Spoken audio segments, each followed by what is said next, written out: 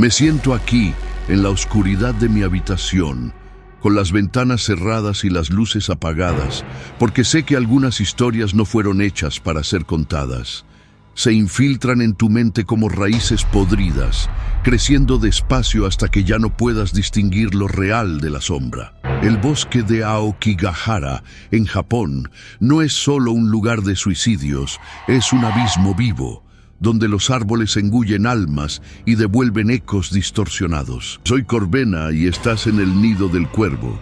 Y hoy, 3 historias perturbadoras del bosque maldito de Aokigahara. Empecemos con un relato que me fue susurrado por alguien que juró nunca haber salido de allí.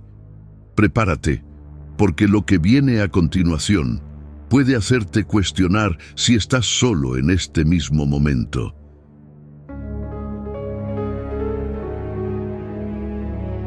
Recuerdo el día en que pisé por primera vez el bosque de Aokigahara, como si fuera ayer, aunque fue hace años. Y cada noche desde entonces es un tormento que me arrastra de vuelta allí. El aire era denso, cargado con el olor húmedo de musgo y descomposición, como si la tierra estuviera respirando podredumbre antigua. Era un fotógrafo aficionado, atraído por las leyendas, esas historias de almas perdidas que se ahorcan en los árboles, dejando cuerdas colgando como adornos macabros. Pero no creía en fantasmas, veía solo belleza sombría, troncos retorcidos como venas expuestas y el silencio absoluto que engullía cualquier sonido de civilización. Mi plan era simple: entrar al amanecer, capturar imágenes que pudieran volverse virales en las redes y salir antes del anochecer. Qué tonto era, pensando que el tiempo importaba en ese lugar. Mientras caminaba por el sendero inicial, marcado por cintas amarillas descoloridas que los guardabosques usan para guiar a los rescatistas, sentí un hormigueo en la nuca, como si ojos invisibles me siguieran. El suelo era irregular, cubierto de raíces que parecían dedos huesudos, intentando agarrarme por los tobillos. El sol se filtraba a través de las copas densas, creando patrones de luz y sombra que bailaban como ilusiones ópticas, y el único sonido era el crujir de las hojas secas bajo mis pies. Me detuve para ajustar mi cámara, enfocando en un árbol particularmente torcido, su corteza agrietada como piel envejecida. Fue entonces cuando oí el primer susurro, bajo, casi inaudible, como el viento rozando hojas, pero con una cadencia humana. Vuelve, vuelve. Me reí para mí mismo, atribuyéndolo al cansancio o a la imaginación hiperactiva. Continué, adentrándome más, donde los senderos desaparecían y el GPS en mi teléfono parpadeaba sin señal. Horas pasaron, o al menos así parecían. El tiempo en Aokigahara es traicionero, estirándose como goma hasta que pierdes la noción. Encontré los primeros vestigios, una cuerda vieja atada a una rama alta, balanceándose levemente sin viento. Mi estómago se revolvió, pero tomé la foto, sintiendo una adrenalina mórbida. Entonces el susurro volvió, más claro esta vez. ¿Por qué viniste? Mi corazón se aceleró y giré en círculos buscando a alguien. Un excursionista perdido, tal vez, o un bromista. Nada. Solo árboles infinitos, extendiéndose como un laberinto vivo. Grité, ¿quién está ahí? Y mi voz resonó de vuelta, distorsionada, como si el bosque se burlara de mí. Pero el eco duró más de lo que debería, repitiéndose en capas, superponiéndose hasta convertirse en un coro bajo. El pánico comenzó a reptar, sutil al principio, como una niebla fría subiendo por mis piernas. Aceleré el paso, intentando volver por el camino que vine, pero los árboles parecían moverse, cerrando pasajes que juraba estaban abiertos. El olor a descomposición se intensificó, mezclado con algo metálico como sangre fresca. Encontré un campamento abandonado, una tienda rasgada, objetos personales esparcidos, un diario abierto con páginas amarillentas. Curioso, lo tomé y leí una entrada. Los susurros me llaman por mi nombre. Ellos saben lo que hice. Mi nombre estaba garabateado en el margen, repetidamente, en una caligrafía que no era mía. Lo solté como si quemara y corrí, el corazón martillando en el pecho. Los susurros ahora eran constantes, un murmullo colectivo. Quédate, quédate con nosotros, perteneces aquí. El sol se ponía, tiñendo todo de un rojo sangriento, y tropecé con algo blando, un cuerpo, o lo que quedaba de él. Piel marchita, ojos vacíos mirando al cielo, con una expresión de terror congelado. Grité, y esta vez el eco respondió con mi propia voz, pero diciendo palabras que nunca diría. Los maté a todos, me congelé. Memorias que no eran mías invadieron mi mente. Flashes de una vida ajena, de un hombre que huyó al bosque tras un crimen atroz, ahorcándose para escapar de la culpa. Pero no era solo eso, eran docenas de voces, cada una cargando pecados olvidados, adulterios, traiciones, asesinatos. El bosque no estaba maldito por suicidios, recolectaba almas, fusionándolas en un eco colectivo que infectaba a los vivos, obligándolos a cargar fardos ajenos hasta que se rompían. Corría ciegas, arañándome con ramas que cortaban mi piel, sangre caliente corriendo por los brazos. Los susurros evolucionaron a gritos internos, resonando en mi cabeza. Ahora eres uno de nosotros. Encontré un claro, y allí, colgado en un árbol, vi una figura, yo mismo, ahorcado con los ojos vidriosos. ¿Pero cómo? Yo aún estaba vivo, jadeante. Toqué el cuerpo y se deshizo en polvo, pero el eco rió. Nunca saliste. Fue entonces cuando entendí el horror. Me había ahorcado años atrás, huyendo de un secreto oscuro que enterré profundo en la mente. Esta vida era el purgatorio del bosque, repitiéndose eternamente, susurrando mis culpas a los próximos tontos que entraran. Como dijo Stephen King en El Resplandor, los monstruos son reales y los fantasmas también. Viven dentro de nosotros y a veces ellos ganan. Y en Aokigahara siempre ganan. ¿Realmente crees que esto es solo una historia? ¿Estás seguro de que no oyes un susurro ahora llamando tu nombre? Comenta abajo de qué ciudad y país estás viendo y dime si ya conocías el bosque del suicidio. Suscríbete si tienes el valor de oír más, porque la próxima podría ser sobre ti.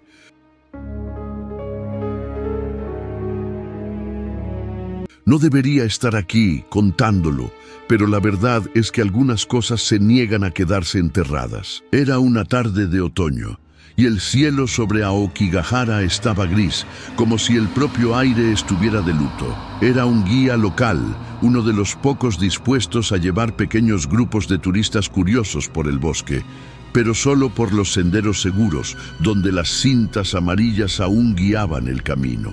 Mi trabajo era mostrar la belleza sombría del lugar, los árboles retorcidos, el musgo que parecía pulsar como carne viva, el silencio tan pesado que parecía engullir pensamientos. Conocía las reglas: nunca salir del sendero, nunca quedarse después del atardecer y nunca jamás responder a los susurros.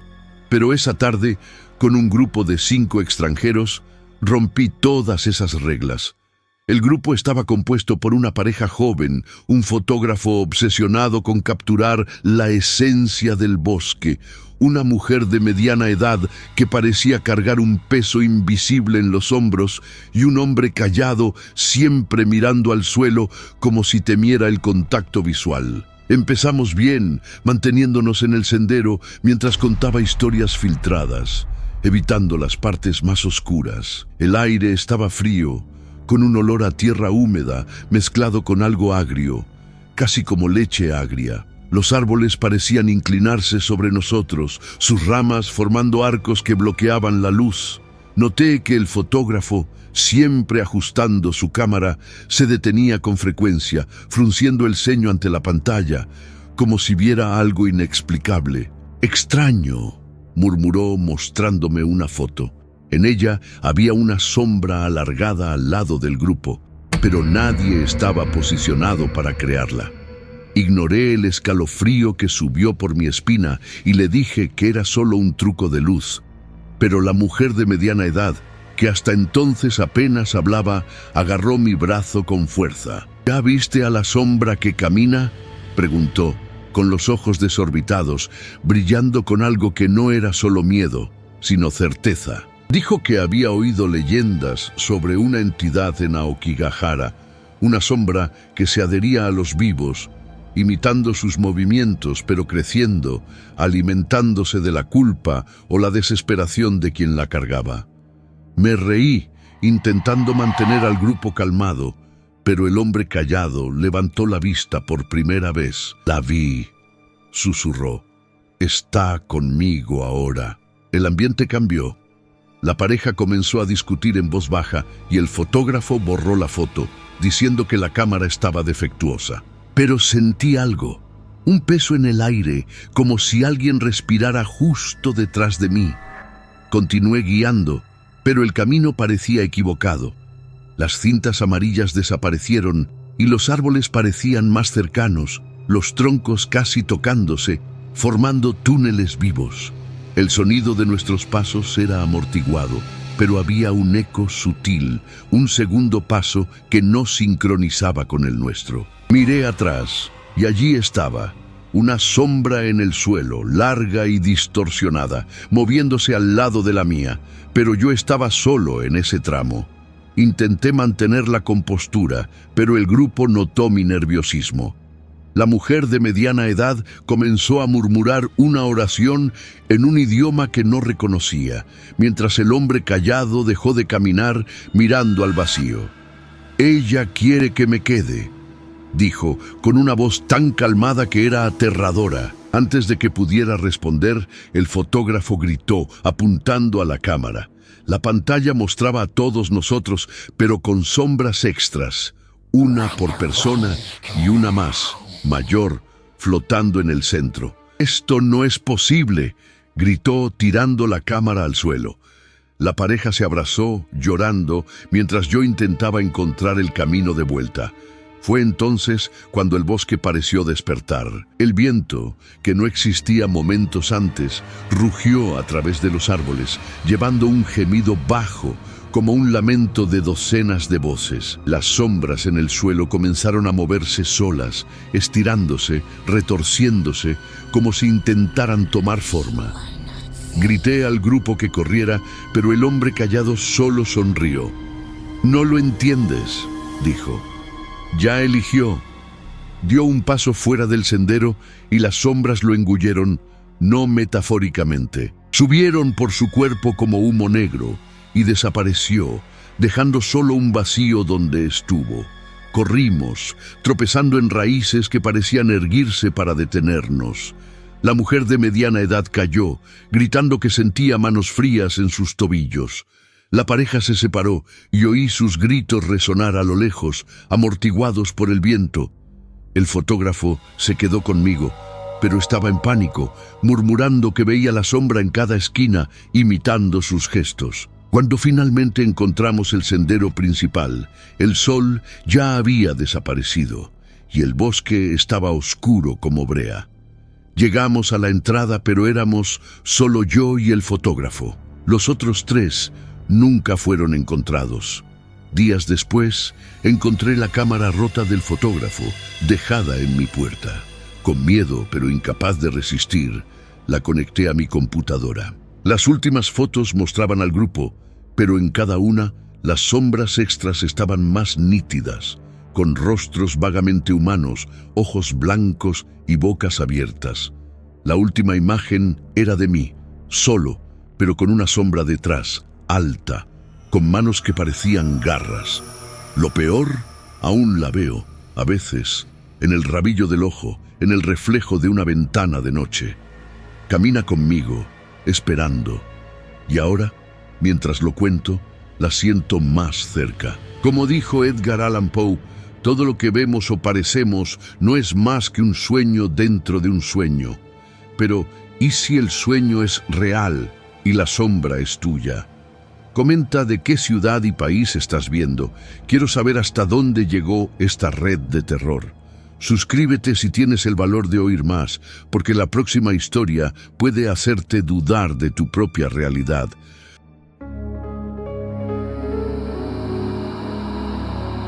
No quería volver a Aokigahara. Después de las historias que viví, juré nunca pisar de nuevo ese lugar donde el aire parece succionar la vida de ti. Pero hace 2 años recibí un email anónimo con un solo adjunto, una foto granulada de un claro en el bosque, con un mensaje escrito a mano en la esquina. Ya oíste al silencio cantar. Algo en mí, tal vez curiosidad mórbida o una compulsión que no explico, me hizo tomar el próximo vuelo a Japón. Necesitaba saber, o tal vez, como ahora percibo, algo me llamó. Llegué al bosque al amanecer, con el cielo teñido de un púrpura enfermizo, como una herida infectada. El olor era el mismo de siempre: tierra húmeda, musgo podrido y algo más, algo vivo, como carne cruda dejada al sol. Esta vez estaba solo, cargando solo una linterna, una brújula que ya sabía que fallaría, y un cuaderno para anotar lo que encontrara.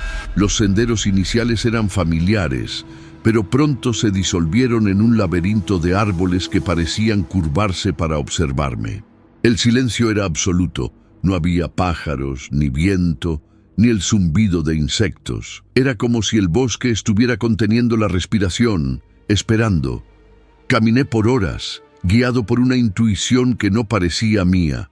Encontré el claro de la foto, un círculo perfecto de tierra desnuda, sin una sola hoja o rama. En el centro había una piedra, lisa y negra, con marcas que parecían arañazos, pero que, al mirar de cerca, formaban símbolos que dolían los ojos. Sentí un zumbido bajo, no en los oídos, sino dentro de la cabeza, como si algo intentara hablar sin usar palabras. Anoté los símbolos en el cuaderno, y fue entonces cuando el silencio se rompió, no con un sonido, sino con una ausencia tan profunda que parecía succionar el aire de mis pulmones. Era el silencio cantando, un vacío que vibraba con voces que no eran voces, sino pensamientos ajenos, fragmentos de desesperación, ira, culpa. Debería haber huido, pero mis pies estaban pegados, como si el suelo se hubiera convertido en lodo pegajoso. La linterna parpadeó, y en la oscuridad intermitente vi formas alrededor del claro. No personas, sino siluetas que parecían humanas, excepto por las cabezas, que eran solo vacíos, agujeros donde rostros deberían estar. No se movían, pero sentía sus miradas, pesadas, como manos frías apretando mi pecho. El zumbido en mi cabeza creció, y palabras comenzaron a formarse. Tú trajiste, tú abriste. No entendía, pero mi cuerpo temblaba, y el cuaderno en mi mano parecía caliente, casi pulsando. Miré el cuaderno y vi que las páginas estaban cambiando. Los símbolos que anoté comenzaron a reorganizarse, formando frases en japonés antiguo, luego en lenguas que nunca vi, hasta que finalmente en mi idioma. Tú eres la llave, libéranos. Lo tiré al suelo, pero se abrió solo, y las palabras comenzaron a sangrar, literalmente, tinta roja goteando como sangre. Las siluetas avanzaron, lentas, sus vacíos faciales emitiendo un sonido que no era sonido, sino una melodía disonante, como un coro de almas rotas. Corrí, tropezando, sintiendo ramas rasgar mi piel, sangre caliente corriendo por los brazos. Pero lo peor no fue la huida. Fue cuando llegué a la salida del bosque, jadeante, con el corazón casi explotando. Miré atrás, y el claro aún estaba allí, visible, incluso estando a kilómetros de distancia. Y entonces oí, o mejor, sentí, al silencio cantar de nuevo, ahora dentro de mí. Desde ese día no ha parado. Cada noche, cuando cierro los ojos, veo el claro, las siluetas, y oigo la melodía que no es melodía. Peor aún, a veces despierto con el cuaderno a mi lado, abierto, con nuevas palabras que no escribí. La última página, escrita ayer, decía: tú contaste, ahora ellos saben. H.P. Lovecraft una vez escribió: el miedo más antiguo y fuerte de la humanidad es el miedo a lo desconocido. Pero ¿y si lo desconocido ya te conoce, ya te marcó? ¿Alguna vez sentiste un silencio inexplicable que parece vivo? Comenta de qué ciudad y país estás viendo y dime si ya oíste al silencio cantar. Suscríbete si tienes valor, porque algunas historias no terminan cuando el video acaba. Y tal vez, mientras lees esto, algo esté escuchando contigo. Duerme bien si puedes.